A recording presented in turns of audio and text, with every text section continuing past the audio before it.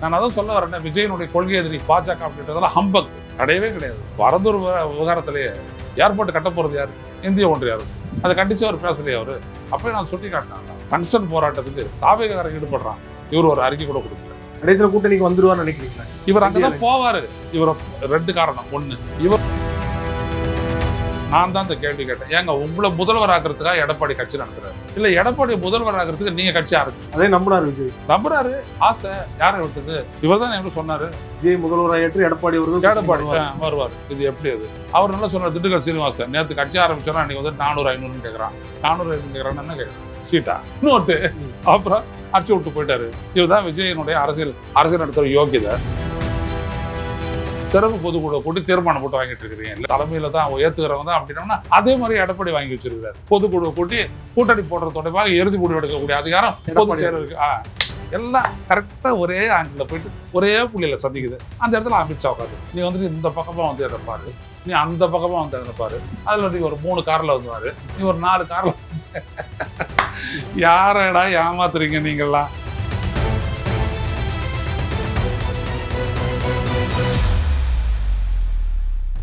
அரசியல் களம் நேயர்களுக்கு வணக்கம். இன்றைக்கு நம்மோடு நேர்காணலுக்காக மூத்த பத்திரிகையாளரும் அரசியல் விமர்சகருமான ஐயநாதன் அவர்கள் நம்மோடு இருந்திருக்கிறார். அவரோடு பேசலாம். ஐயா வணக்கம். வணக்கம். கரூர் கூட்ட நெரிசல் வழக்கு 41 பேர் மரணித்த வழக்கு சமீபத்தில் உச்சநீதிமன்றத்தில் வந்தது.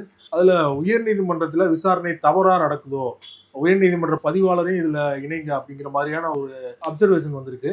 எப்படி பாக்குறீங்க? இது அடுத்த கட்டமா எப்படி போகும்னு நினைக்கிறீங்க? அதாவது என்ன அப்படின்னம்னா, இங்கே வந்துட்டு சென்னை உயர்நீதிமன்றத்தினுடைய நீதிபதி செல்வகுமார் என்ன சொன்னார் அப்படின்னா, இதை வந்துட்டு விசாரிக்கிறதுக்கு ஒரு SIT சிறப்பு புலனாய்வு குழு அமைச்சர் அஸ்ரா காருக்கு தலைமையில். அது ஒன்று.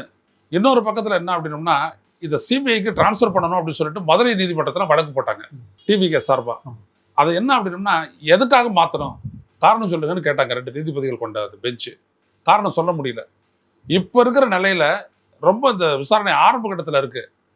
அதனால இதை வந்துட்டு மாத்துறதுக்கான அவசியம் எதுவும் எங்களுக்கு தெரியல அப்படின்னு சொல்லிட்டு அந்த பெட்டிஷனை ரிஜெக்ட் பண்ணிட்டாங்க. அதுக்கப்புறம் தான் இவங்க வந்துட்டு மேலே போறாங்க. மேலே போகும்போது 2 விதமா அதை வந்துட்டு ப்ரொசீட் பண்றாங்க தமிழக வெற்றி கழகம். ஒன்று வந்துட்டு, இவங்க வந்துட்டு இந்த கேஸை வந்துட்டு CBI கிட்ட ஒப்படைக்கணும்னு சொல்லலை.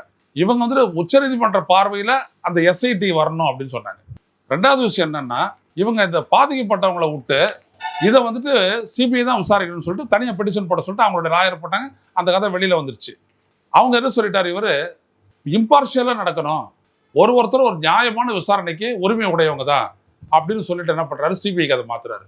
இன்னொரு இடத்துல என்ன சொல்றாரு, இதனுடைய ஜூரிஸ்டிக்ஷன், விசாரணை ஜூரிஸ்டிக்ஷன் சென்னை உயர்நீதிமன்றத்தினுடைய மதுரை கிளை பண்ணிட்டு இருக்கும் போது சென்னையில எப்படி வந்துட்டு ஒரு உத்தரவை பிறப்பிக்க முடியும் ஒரு நீதிபதி அப்படி சொல்லி கேட்டு டெக்னிக்கல் இஷ்யூ ஒன்று கிரியேட் பண்றாரு. அதே தான் இங்கே வந்துட்டு இதை வந்துட்டு கொஸ்டின் பண்ணாங்க. தமிழக அரசு கொஸ்டின் பண்ணிச்சு. ஆனா இந்த விசாரணை எந்த நீதிபதி தமிழக அரசுக்கு எதிராக இந்த உத்தரவை பிறப்பிச்சாரோ அதே மகேஸ்வரி கிட்டே போகுது. உச்சநீதிமன்ற நீதிபதி மகேஸ்வரி கிட்ட. அவர் என்ன சொல்றாரு, everything has to be fair, we want everything to be fair, justice JK Maheshwari heading a bench while addressing the Tamil Nadu government side represented by senior advocates. 41 people were killed. இதுல வந்துட்டு என்ன அப்படின்னம்னா, எப்படி நீங்க வந்துட்டு ஒரு நேட்டிவ் ஆபீசர்ஸை வந்துட்டு இருக்கக்கூடாதுன்னு சொன்னீங்க. இப்போ சென்னை உயர்நீதிமன்றத்தினுடைய சிங்கிள் ஜட்ஜி போட்ட உத்தரவை வந்துட்டு தப்புன்னு சொல்ல முடியாது.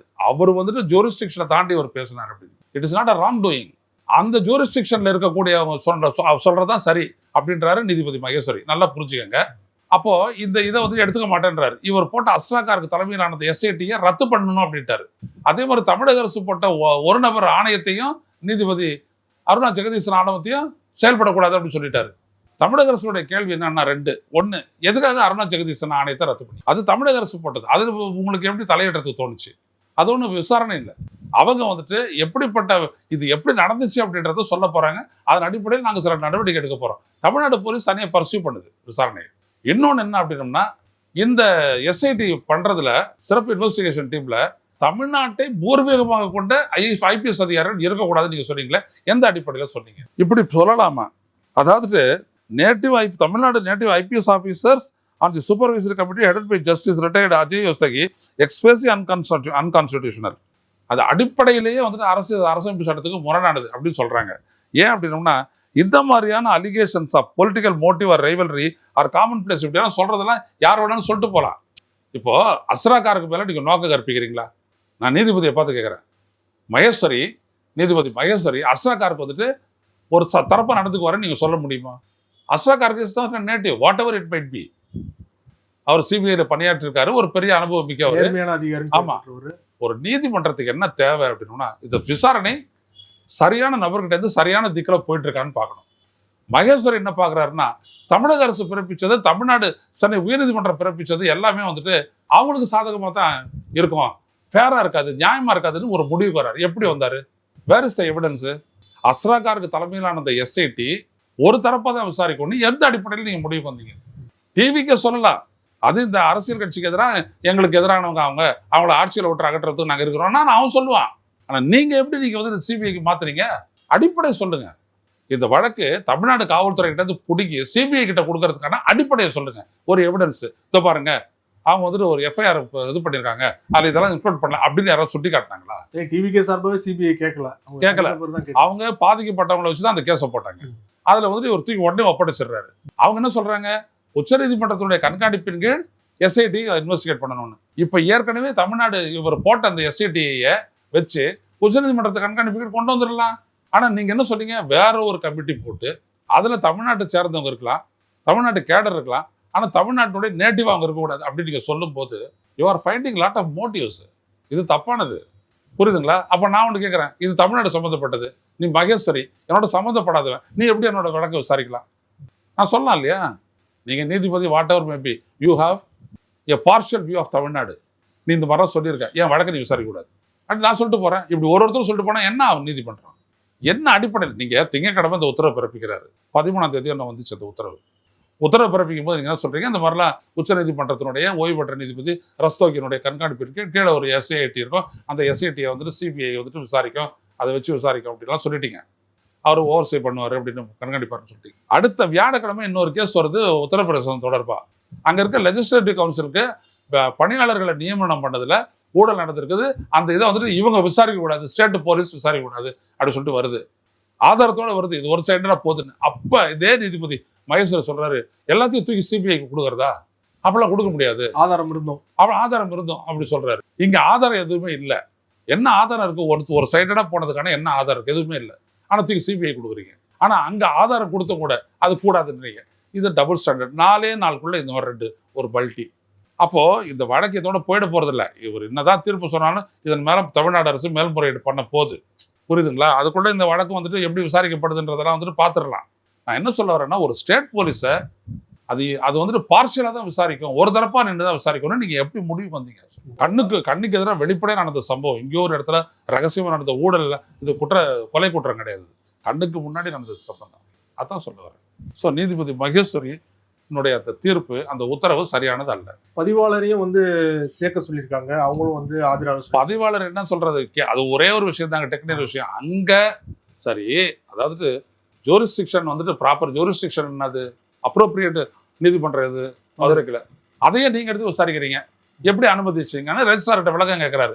அதை அவர் கொடுக்கட்டும். நான் என்ன சொல்ல வரேன், அதுதானே முக்கியம்னு சொன்னேன். அந்த நீதிமன்ற சென்னை உயர்நீதிமன்றம் மதுரை கிளை தானே வந்துட்டு விசாரிக்க வந்துட்டு தகுதியானதுன்னு சொன்னேன். அவங்க தானே சிபிஐ விசாரணைக்கு தேவையில்லைன்னு சொல்லிட்டு பெட்டிஷனை ரிஜெக்ட் பண்ணாங்க. நீ ஏன் ஒத்துக்கிட்ட? அப்ப எங்க நீ வந்துட்டு அந்த கேஸோட மெரிட்ஸ் அண்ட் டிமெரிட்ஸ் நீ பார்த்த? இங்க நீதிமன்றத்தை விசாரிச்சது தப்புன்ற, அங்க சரியா விசாரிக்கப்பட்டது ரிஜெக்ட் பண்ணிருக்காங்க, அதையே நீ மாத்தி இது பண்ற. இப்ப வச்சு அழுத்துறாங்கல்ல விஜய், அத திருப்பரங்குன்றம் விசாரிக்கப்படவே இல்லை இல்லையா? இல்ல விசாரிக்கப்பட்டாரு, போதும், அவங்க கிட்ட விசாரிச்சாலே போதும். அவங்க தானே விஜயை சுத்தி இருந்தாங்க. நம்ம கூட விஜய் இம்ப்ளிகேட் பண்ணணும்னு நம்ம சொல்லல, விஜய் விசாரணைக்கு உட்படுத்தணும்னு தான் சொல்ற வரோம். இப்ப இங்கெல்லாம் கேட்டுட்ட உடனே இதுக்கெல்லாம் நீங்க எந்த இடத்துல இருந்தீங்க, நீங்க லேட்டா வந்தீங்க, இவங்க சொன்னதெல்லாம் கேட்டுக்கிட்டு இருந்தீங்களா, இல்ல இது உங்களோட டிசிஷன் அப்படின்ற ஒரு கேள்வி கேட்பாங்கல்ல. ஏன்னா அவங்க பொருத்தணும் இல்லை, முதல்ல இந்த சம்பவம் எதனால நடந்துச்சுன்னு அவங்க கொண்டு வரணும், ரைட்டுங்களா? இவங்களோட குற்றச்சாட்டு என்ன, போலீஸ் பாதுகாப்பு தரல, உள்ள கலவரத்தை ஒத்துழைப்பு விட்டாங்க அப்படின்லாம், அதெல்லாம் இங்க ஒன்றும் நடக்கல. அந்த ஆதாரங்கள் எல்லாம் வந்துருச்சு, எல்லாம் முடிஞ்சு போச்சு. ஏன்னா அஸ்ராக்காருக்கு விசாரிச்சதெல்லாம் தூக்கி கொடுத்து போயிட்டார்ல, அதுக்கு மேலே ஒன்றும் பண்ண முடியாது. எந்த எஃப்ஐஆர் போட்டாதோ தமிழ்நாடு காவல்துறை அதே எஃப்ஐஆர் வச்சுட்டு தான் இவங்க அடிப்படையில் இவங்க செயல்பட்டு இருக்காங்க. அடிஷனல் எஃப்ஐஆர் இவங்க போட்டுட்டு பார்ப்போம், சார்ஜ் ஷீட்டை ஃபைல் பண்ண போறாங்க, பார்ப்போம். இப்போ நான் என்ன கேட்குறேன்னா, அடிப்படையிலேயே இப்போ இவங்க தாவேகா வந்துட்டு போட்டது, தாவேகா வந்துட்டு இங்கே சொல்லிட்டாங்க, இந்த மாதிரி வந்துட்டு சொல்லிட்டாங்க, என்ன ஏது இந்த கலவரத்துக்கான காரணம் என்ன ஏது அப்படின்றதெல்லாம் சொல்லி விசாரிச்சாங்க.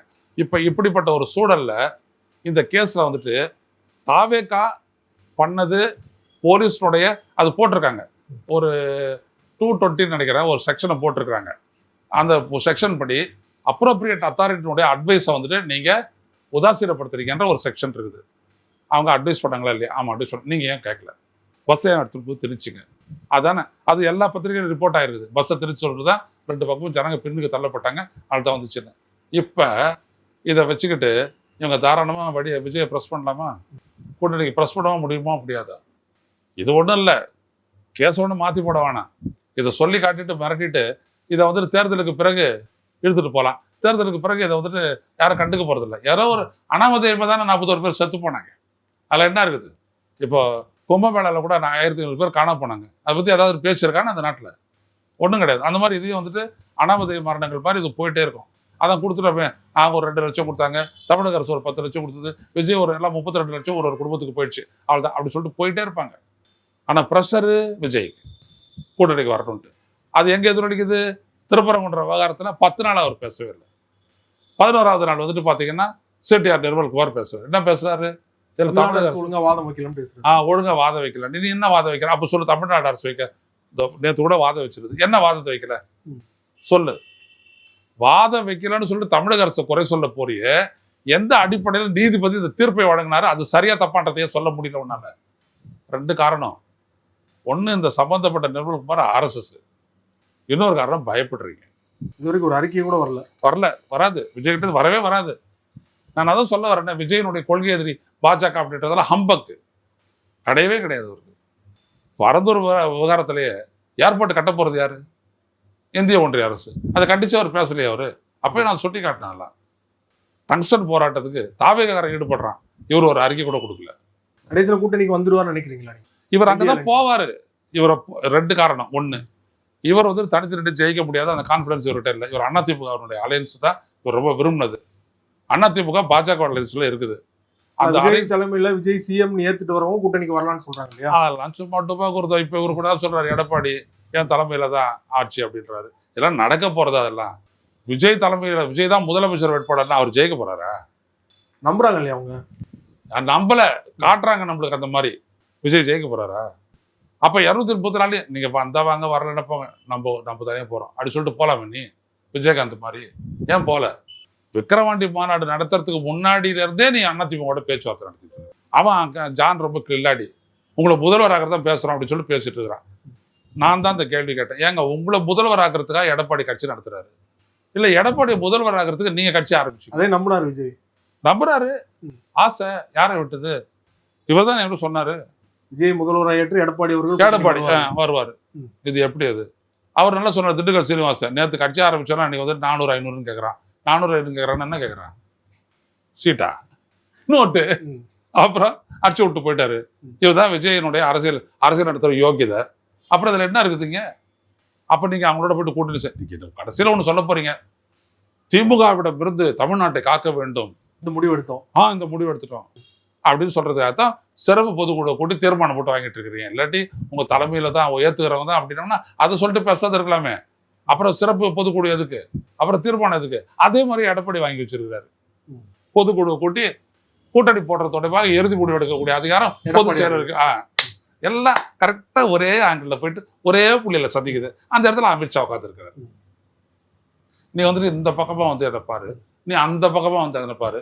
அதுல நீ ஒரு 3 கார்ல வந்துவாரு, நீ ஒரு 4 கார்ல யாரடா ஏமாத்துறீங்க நீங்கெல்லாம்? இந்த தமிழ்நாடு எவ்வளவு அரசியல்ல கரை கண்டது. இது தமிழ்நாடு கேரளாவும். இங்க ஏன் நீங்க ஏமாத்த போறீங்க? உருப்படுறதுக்கு வழியை பாருங்கய்யா.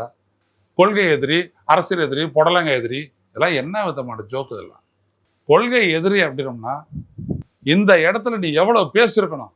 திருப்பரங்குன்ற விடயத்துல நான் தமிழனுடைய இது கார்த்திகை தீபம் நாமெல்லாம் இவ்வளவு சொல்லிட்டோம். எல்லாத்தையுமே சொல்லிட்டு அப்புறம் நம்ம என்ன பண்ணோம்? ஒன்றும் இல்லை, அரமெண்டல் அப்படின்னு சொல்லக்கூடிய ஒரு ஃபேஸ்புக்கில் இருக்கக்கூடிய ஒரு வாசகர் அவர் எவிடன்ஸ் எடுத்தாந்து போடுறாரு. இது எங்க இருந்துச்சு அப்படின்ற ஒரு எவிடன்ஸ் போடுறாரு. பாருங்க, 4 பேஜ் நான் வச்சுட்டு இருக்கிறது. அது என்னது? Synopsis of the results of the operation of the great trigonometric survey of India. இந்தியாவினுடைய நில அளவீடு தொடர்பாக எடுக்கப்பட்ட டெக்னாமெட்ரினா ட்ரையாங்கிள் எடுத்துப்பாங்க. சரி, அது வால்யூம் 29. அதுல டிஸ்கிரிப்ஷன் அண்ட் கோஆர்டினேட்ஸ், டிஸ்கிரிப்ஷன்னா எந்த இடம், கோஆர்டினேட்ஸ்ல எங்க புள்ளிகள், கோஆர்டினேட்ஸ் சொல்லுவாங்க, of the principal and secondary station and other fixed points of the great arc. இதான் அந்த சர்வேனுடைய பேர் கிரேட் ஆர்க். கிட்டத்தட்ட 50 வருஷத்துக்கு முன்னாடி நடந்துச்சு. Section 8 degree to 80 degree south இந்தியாவில் வருது. 8 டிகிரியில் ஆரம்பிக்குது கன்னியாகுமரி, அல்லது 18 டிகிரி வரைக்கும் சவுத் இந்தியா. அந்த இதுதான் இது. அந்த சதர்ன் ட்ரைகான் அப்படின்னு சொல்லி போட்டுட்டு அதில் இதை பாருங்க, அதில் போடுறாரு பாருங்க, the great arc meridional series section 8 to 80 degrees. Name of the station Sikandar Malai number 1 hill station, district Madurai. Description on the isolated rocky hill about 550 to 600 feet high and on the high road from Madurai to Sevalpatti at the east end of the large tank about a mile north of the village of Nellayur, 4.5 miles southwest of Madurai and 6.5 miles northeast of the town of Thirumangalam taluk, Madurai. The station is marked by a circle and a dot engraved on the rock in sight of அந்த இடத்துல அந்த rock வச்சிருக்கிறான்ல, அப்படி ஒரு round போட்டு அதில் ஒரு புள்ளி engraved அப்படின்னு என்ன அர்த்தம், நில அளவைக்கான கல் அப்படின்னு போடுறான். Towards north east side of the summit and about 50 yards north west of the mosque on top of the hill 1871. அடுத்தபடியாக போடுறான் Sikandar Malai number 2 hill station, அதில் போடுறான் on a well known rocky hill about 53 yards of SSC, அங்கேருந்து இங்கே SSC south east of the Sikandar Malai number 1 hill station taluk Madurai. The station is marked nearly in the centre of the platform of the mosque on the summit of the hill. இதையும் போட்டுட்டு degree minutes செகண்ட்ஸில் குறித்து வச்சிருக்கிறான். இதை வந்துட்டு இப்போ இருக்கக்கூடிய இதை படி எப்படி செய்யணும் அப்படின்னு வரும்போது, the value of longitude in this volume require a constant correction, probably -2 degrees 30 seconds அப்படின்னு சொல்லி போட்டுட்டு இதோட சேர்ந்து ஒரு டொப்போகிராஃபிக்கல் மேப்பையும் கொடுக்குறாங்க. இது இவ்வளத்தையும் கொடுக்கறது யாரு, சாமானிய மக்கள், ஒரு சாமானியம் கொடுக்குறான். இத இப்ப இந்த நீதிமன்றத்துக்கு அறிவு இருந்ததுன்னா, இந்த நீதிபதிக்கு அறிவு இருந்ததுன்னா இதை அவரால் செய்யணும். நீதிபதி இஸ் அ நீதிபதி, you are not an authority. இந்த இடம், இந்த கல் எது சம்பந்தப்பட்டது, கேஸ் போடுறான், நான் அதில் தீபம் ஏற்றணும்ட்டு நீ என்ன சொல்லணும், இந்த கல் ஹார்ஷா தெரியலாம், நான் கேட்குற கேள்வி ஏன்னா இன்ன வரைக்கும் இழுத்துட்டு இருக்கிறாரு அவர், இவ்வளோ எவிடன்ஸை கொடுத்ததுக்கு அப்புறம் கூட இந்த கல் எதற்கான கல் அது கண்டுபிடிக்கணும்ல, அப்போதானே ரைட்டே வருது. ஒரு எம்டி கிரவுண்டை காட்டி இது எனக்கு சொந்தம்னு சொல்கிறான், அது உனக்கு சொந்தம் அப்படின்றது ஏதாவது பேசிக் டாக்குமெண்ட் கூட கேட்பீங்களா, கேட்க மாட்டீங்களா? அப்போ இந்த கல் வந்துட்டு தீபக்கல்லுன்ற, அது தீபக்கல்லா எப்படி? நான் போயிட்டு பார்த்துட்டு வரேன், இவர் போய் பார்த்துட்டு வந்துட்டாரா, மனசாட்சி சரியா போச்சா? மனசாட்சி எங்கேயாவது லால இருக்குதா? ஏதோ உறுதிமொழி எடுக்க மனசாட்சிப்படி உறுதிமொழி எடுக்கிறான்னு சொல்லலாம், ரைட்டா? இவர் போயிட்டு நீ என்ன சொல்லியிருக்கணும், இப்படி சொல்றாரு இந்த பெட்டிஷனரு, அந்த கல்லை ஆய்வு செய்து அது எதற்கான கல், தீபம் ஏற்றப்படக்கூடிய கல் தானா, எதற்காக அங்கே இருக்கிறது அப்படின்னு சொல்லுங்கன்னு சொல்லி தொல்லியல் துறைக்கு நீ சொல்லியிருக்கணும். அவங்க ரிப்போர்ட் கொடுத்துருப்பாங்க, கோயில் சொல்லிட்டாங்க அந்த கல்லுக்கு இருக்கிற சம்பந்தம் இல்லட்டாங்க. அப்ப இவ்வளத்தையும் தெரிஞ்சுக்காமலே ஒருத்தர் தீர்ப்பு கொடுக்குறாரு, அவர் பேர் ஜி.ஆர். சாமிநாதன், பொறுப்பு நீதிபதி. ஒரு சாதாரண மனிதன், எளிமையான மனிதன் அதை கொடுத்துட்டு போறான். இதை வந்துட்டு ஒரு கம்யூனிஸ்ட், முதுபெரும் கம்யூனிஸ்ட் முருகன் அப்படின்றவர் பாப்பாங்களோ அவர்கிட்ட கொடுத்து அவர் எனக்கு இதை அனுப்பி வைக்கிறாரு. இன்ன வரைக்கும் அதை ஒத்துக்கலை. நேற்று வந்துட்டு நீதிமன்றத்தில் 2 நீதிபதிகள், நீதிபதி ஜெயச்சந்திரன், ராமகிருஷ்ணன் நீதிமன்றத்தில் தமிழ்நாடு அரசு இந்த ஆர்குமெண்ட்லாம் எடுத்து வைக்குது. இதெல்லாம் யார் கொண்டு வந்திருக்கணும்? நீ தான் கொண்டு வர வச்சிருக்கணும், நீதிபதி இல்லையே.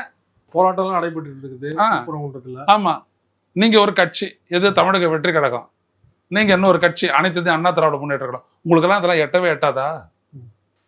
அப்ப நீங்க என்னது, இங்க ஒரு பதவாதி வந்து ஒரு பொய்ய சொல்லி ஒரு கலவரத்தை உண்டு பண்ணா அப்ப நீங்க என்ன பண்ணுவீங்க? தமிழக அரசு தவறியது, ஈஸி, தூக்கி அவன் தலையில கவுத்துடலாம். அதானே இது தமிழ்நாடு ரணகளமாவே. அடுத்தபடியாக உடனே அமித்ஷா இங்க வர்றாரு திருச்சிக்கு, அவரு உடனே பேசுறாரு, அந்த விடயம் இந்துக்களுக்கு சாதகமாக வர வேண்டும், தீர்ப்பு வர வேண்டும், தீர்வு வர வேண்டும்ன்றாரு அவரு. எப்படி இது கதை? ரொம்ப நன்றி. சமகால அரசியல் தொடர்பாக பல்வேறு விஷயங்கள் எங்களோட டீட்டெயிலாக பகிர்ந்து கொண்டீங்க. மிக்க நன்றி.